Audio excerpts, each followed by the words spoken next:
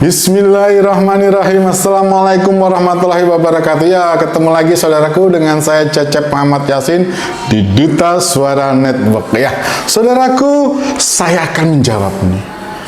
Kemarin tanggal 31 Desember hari 2024, hari ini 1 Januari 2025. Saya akan menjawab apa yang saya sampaikan bahwa patut diduga akan keterlibatan Jokowi.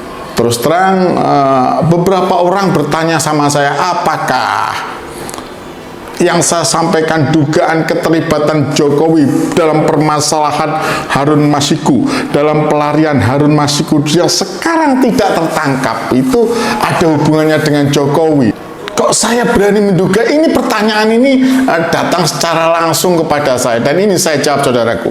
Saya menduga ini karena apa? Saya membaca ya terus terang hubungan baik antara Jokowi, di mana Jokowi diangkat derajatnya sangat tinggi, luar biasa diangkatnya oleh PDIP dari wali kota menjadi wali kota Solo, menjadi gubernur DKI Jakarta, dan terakhir 2 periode didukung habis-habisan.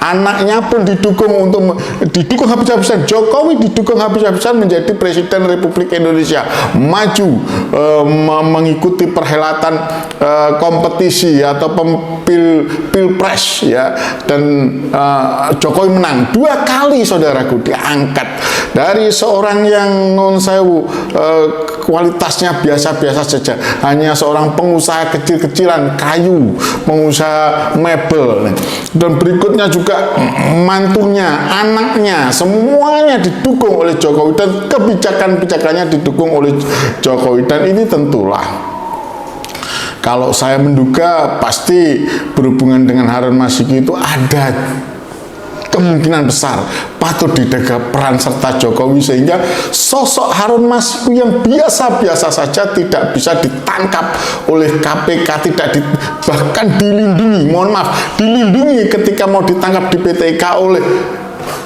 Kepolisian Republik Indonesia ya. Saya sekarang tidak bisa ngomong polisi saat ini, tidak bisa kita ngomong oknum di berhubungan dengan ini di institusinya loh. Maka ini adalah bagian daripada memang sebuah perlindungan yang luar biasa oleh polisi, dan tentu di atasnya polisi, dan tentu berhubungan dan polisi itu dalam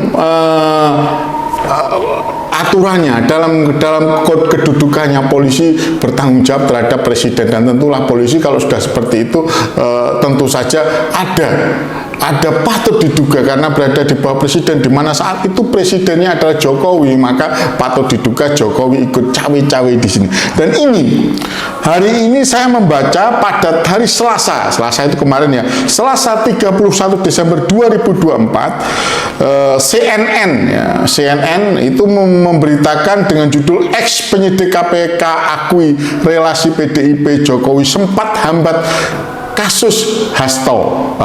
Kasus Hasto sempat hambat kasus Hasto. Nah, ini saya katakan ada relasi di sini, ada kemungkinan nih yang berhubungan dengan Harun Masiku juga, karena kedudukan Mas Hasto Kristianto itu adalah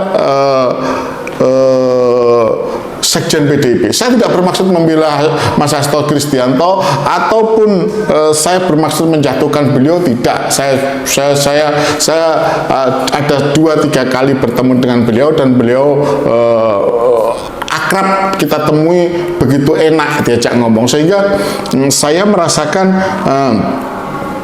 bahwa perannya, larinya Harun Masiku tidak mungkin. Sekali lagi, saya tidak membela Mas Hasto Kristianto dan PDIP. Tidak mungkin itu hanya dalam arti kata itu backupan dari PDIP dan Mas Hasto Kristianto selaku Sekjen PDIP, karena terus terang di atas itu polisi itu hanya tunduk kepada perintah presiden ya. Jadi saya menduga inilah ada hubungannya, sehingga pun juga ada irisannya dengan Mas Hasto yang harusnya ditetapkan sebagai tersangka pada tahun 2020, dan ini yang sekarang setelah 5 tahun atau 6 tahun baru ditetapkan hari ini, bulan Desember kemarin ya, sebagai tersangka. Nah, ini kita bacakan CNN Hari Selasa tanggal 30 Desember 2024, ex penyidik KPK akui relasi PDIP Jokowi sempat hambat kasus Hasto.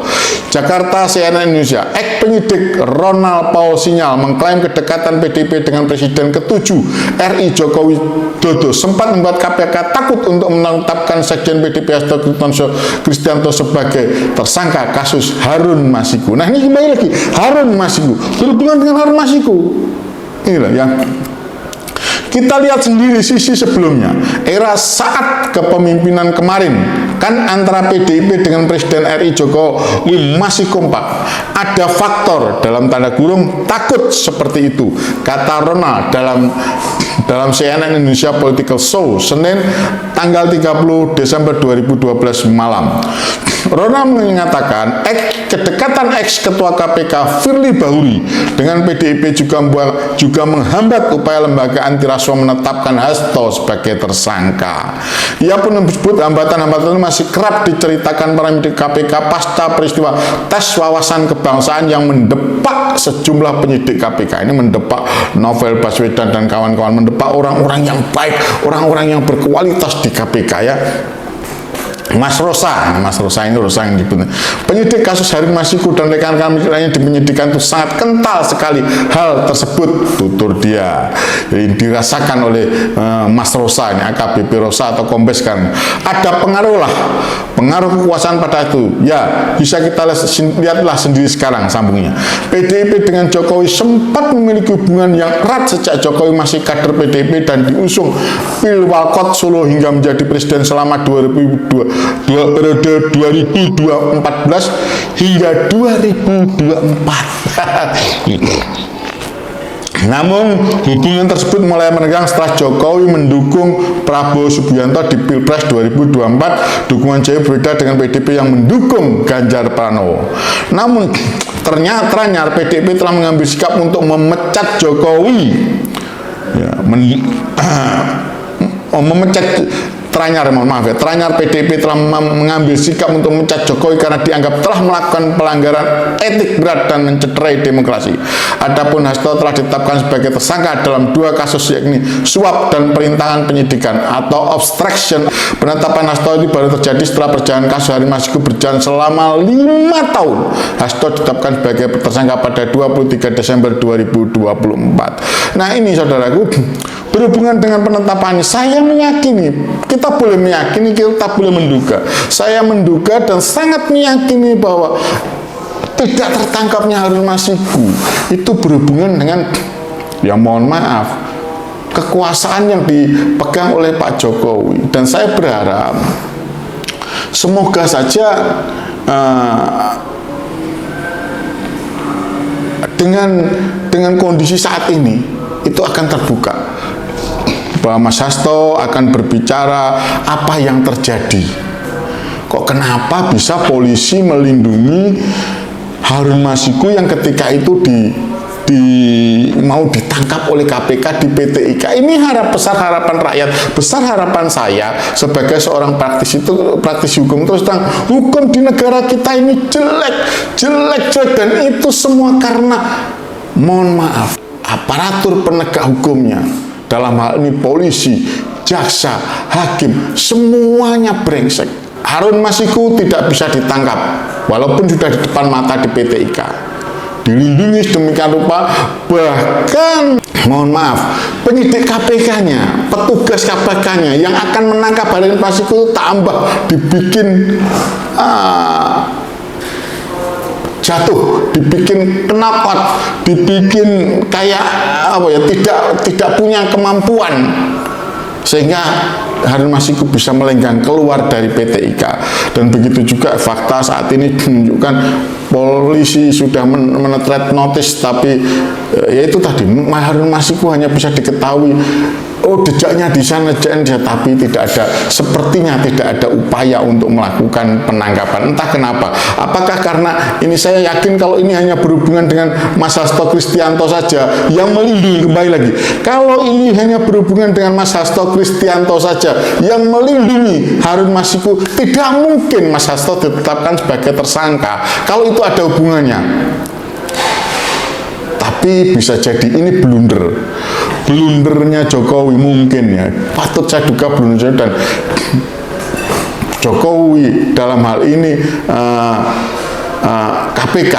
KPK yang katanya, mohon maaf, ada kekuasaan Jokowi di situ, menetapkan masih ada kekuatan, katanya ini masih ada kekuatan, saya nggak tahu benarnya tidak, masih ada kekuatan di KPK di negara ini menetapkan, sehingga KPK menetapkan Hasto sebagai, Mas Hasto Kristianto sebagai tersangka dalam masalah Harun Masiku.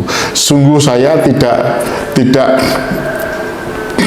percaya kalau Mas Hasto Kristianto itu bisa melindungi Harun Masiku sedemikian rupa kalau tidak ada kekuatan di belakangnya, di atasnya, di yang paling tinggi dari kekuasaan di negeri ini.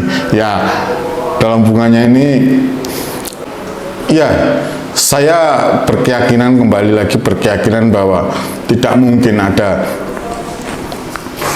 kalau tidak ada tangan kuat, tangan kekuasaan yang kuat di atasnya Polri, dalam hal ini tentu saja Presiden, kalau sampai begitu alotnya, begitu 5 tahun nih tidak tertangkap yang namanya Harun Masiku. Ya saudaraku, itu kenapa saya sungguh saat ini menunggu ledakan dari rahasia yang dibawa oleh Mas Hasto Kristianto, yang sekarang ini kabarnya itu dibawa oleh Ibu Koni